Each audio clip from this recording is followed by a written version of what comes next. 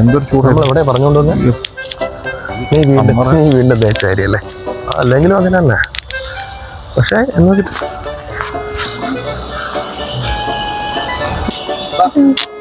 മാവേലിയല്ലേ? അതേലോ. തമ്പുരാൻ എന്താ എവിടെ?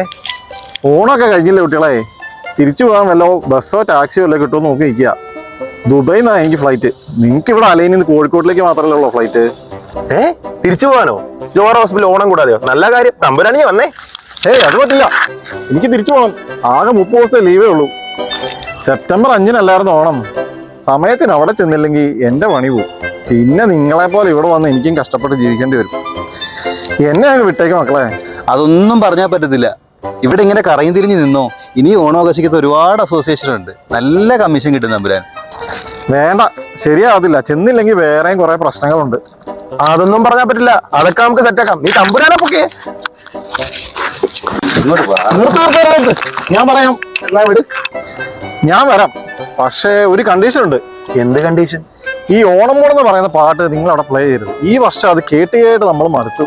അതൊക്കെ നമുക്ക് സെറ്റാക്കാം. നീ വന്നേ. ഒക്കടാ.